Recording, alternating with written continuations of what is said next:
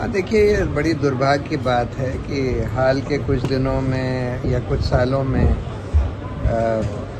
ऐसा दिखने लगा था कि खासकर सुप्रीम कोर्ट और कई हाई कोर्टों की जो स्वतंत्रता है वो चरमरा गई है और अदालतें भी काफ़ी हद तक सरकार जो चाहती है वो कर रही हैं और जो उनका दायित्व है कि लोगों के मौलिक अधिकारों की रक्षा करना और कार्यपालिका को अपने दायरे में रखना वो काम नहीं कर पा रही।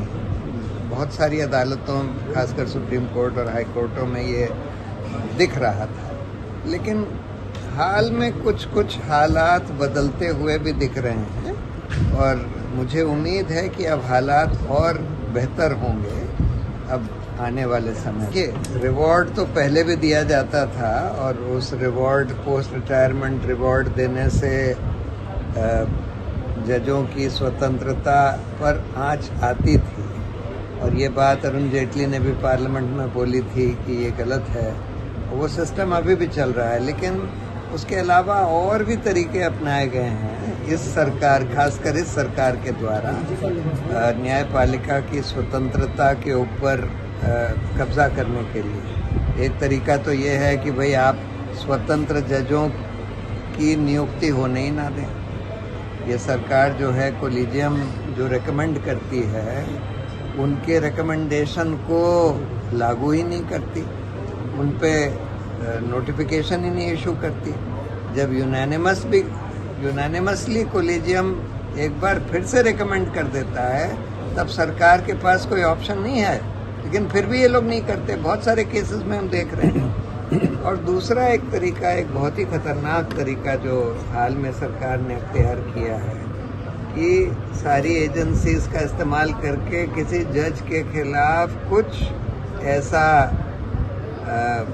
मटेरियल ढूंढ लो जिसके आधार पर उसको ये कहा जा सके, उसको ब्लैकमेल किया जा सके।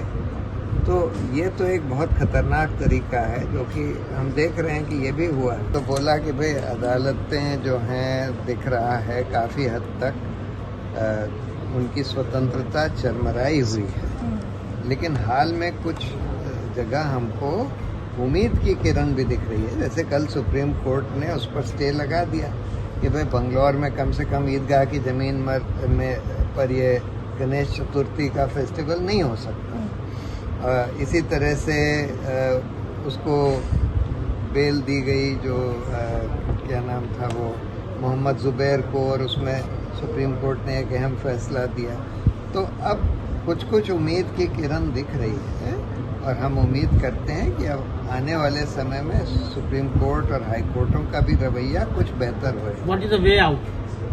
वे आउट तो यही है कि देखिए, जब कोर्ट कोई गलत काम करे, अपना दायित्व ना निभाए, तब लोगों को जमकर उसकी बुराई करनी चाहिए, उस पर बोलना चाहिए कि भाई ये गलत फैसला सुप्रीम कोर्ट ने दिया, अपना दायित्व नहीं निभा रही है कोर्ट। और जब सही काम करते हैं तो उसकी तारीफ करनी चाहिए। तो तब फिर जो अच्छे जजेस होते हैं, और साथ में जो इंस्टीट्यूशनल रिफॉर्म्स होने की ज़रूरत है ना न्यायपालिका में, जैसे मास्टर ऑफ रोस्टर सिस्टम को ठीक करना है, एक न्यायिक जवाबदेही आयोग बनने की ज़रूरत है जिसमें जजेस के खिलाफ कंप्लेंट्स देखी जा सके, जो सरकार से और न्यायपालिका से स्वतंत्र हो। एक ठोस ऐसा आयोग जो कि जजों के चयन स्वतंत्र तरीके से कर सके और प्रॉपर तरीके से कर सके, वो बनने की ज़रूरत है। ये सब बहुत सारे सुधार होने की ज़रूरत है। ये तो बिल्कुल साफ है। भाई बुल्किस बानो वगैरह पर जो अटैक हुआ वो तो सिर्फ इसीलिए हुआ क्योंकि वो मुस्लिम थी। उस समय जो राइट्स वहाँ गुजरात में हुए वो बिल्कुल एंटी मुस्लिम राइट। हाँ, अभी भी, क्योंकि वो लोग जो बलात्कारी वगैरह थे वो सरकार की शह में, जो उस समय वहाँ गुजरात में सरकार थी, वो यहाँ केंद्र में सरकार है, और वहीं गुजरात में अभी भी वही सरकार है, उनकी शह में वो लोग काम कर रहे थे, इस वजह से उनको छोड़ा जाए।